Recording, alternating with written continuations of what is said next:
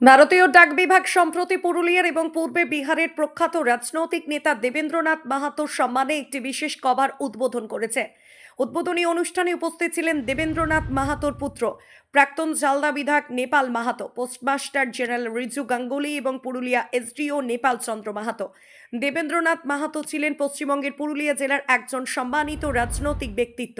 তার অবদানকে স্মরণ করে এই বিশেষ কভারটি প্রকাশ করা হয়েছে, যা স্থানীয় জনগণের মধ্যে গর্বের বিষয়। অনুষ্ঠানে বক্তারা দেবেন্দ্রনাথ মাহাতোর রাজনৈতিক ও সামাজিক অবদানের উপর আলোকপাত করেন এবং তার স্মৃতিকে চিরকাল অম্লান রাখার প্রয়োজনীয়তার উপর জোর দেন। নেপাল মাহাতো তার পিতার উত্তরাধিকার বহন করে চলেছেন এবং পুরুলিয়ার রাজনৈতিক জীবনে সক্রিয় ভূমিকা পালন করছেন। পোস্টমাস্টার জেনারেল রিজু গাঙ্গুলি এবং এসডিও নেপাল চন্দ্র মাহাতো এই উদ্যোগের প্রশংসা করেন এবং ভবিষ্যতেও এমন উদ্যোগ গ্রহণের আশ্বাস দেন। এই বিশেষ কভারটি স্থানীয় ডাকঘরে উপলব্ধ, যেখানে জনগণ এটি সংগ্রহ করতে পারেন এবং দেবেন্দ্রনাথ মাহাতোর স্মৃতিকে সম্মান জানাতে পারেন।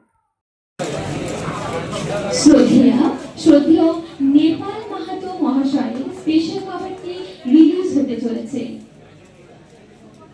রিলিজ করছেন postmaster general south Bengal region Shri Riju Ganguly মহাশয়।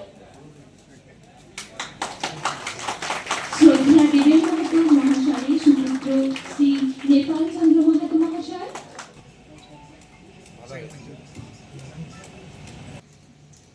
আমার পিতা স্বর্গীয় দেবেন্দ্রনাথ মাহাতোর নামে যে স্পেশাল কভার রিলিজ করার সিদ্ধান্ত নিয়েছেন এবং তাকে যে একটা সম্মান জানানোর সিদ্ধান্ত পুরুলিয়ার পোস্টমাস্টার সুপারিনটেন্ডেন্ট পোস্টমাস্টার যিনি আছেন তিনি নিয়েছেন, আপনাদের সকলের মতামত অনুযায়ী আমি ব্যক্তিগতভাবে এবং পুরুলিয়ার একজন সাধারণ মানুষ হিসাবে আপনাদের সকলকে এই জন্য আমার অভিনন্দন জানাই।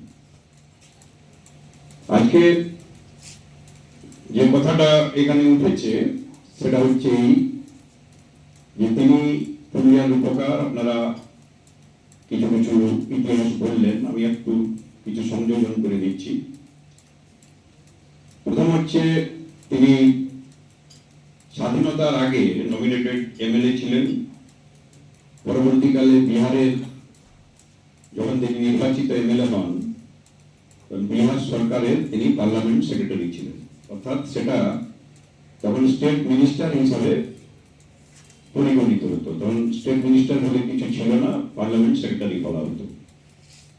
56 সালে আসার পর তিনি এমএলএ এবং পরে পার্লামেন্টের মেম্বার হয়েছিলেন এবং সেই পার্লামেন্টের সদস্য হিসাবে তিনি পাবলিক অ্যাকাউন্টস কমিটির চেয়ারম্যানও ছিলেন। এই তথ্যগুলো আপনাদেরকে আমি পরিবেশন করলাম।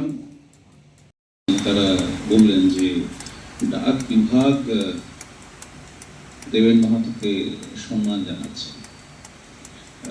ব্যাপারটা হচ্ছে দেবেন মাহাতোর উপর এই স্পেশাল কভারটা প্রকাশ করতে পেরে ডাক বিভাগ সম্মানিত বোধ করছে।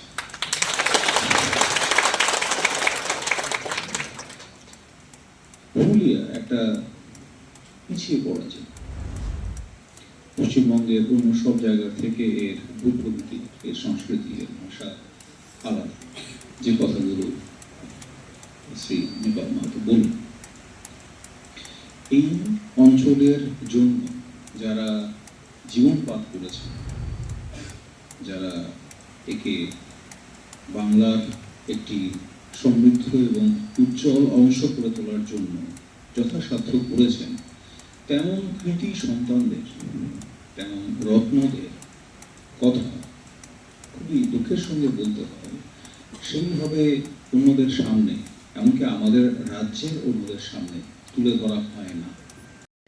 এবং সেখানে কেমিস্ট্রিতে বিএসসি পাস করার পর তার সেই সময় টাটা স্টোরও এই পুরুলিয়ার একটা সেই সময় একটা অভিশাপ ছিল কুষ্ঠ। আমাদের এখানে দেখবেন কুষ্ঠাশ্রম আছে, বিভিন্ন জায়গাতে যে পেশেন্ট হতো সবাইকে পুরুলিয়া পাঠাতো, কারণ পুরুলিয়াটা ছিল তখন অ্যাপ্রোপ্রিয়েট জায়গা। সেই সময় সেই রোগটার প্রাধান্য অনেক বেশি ছিল।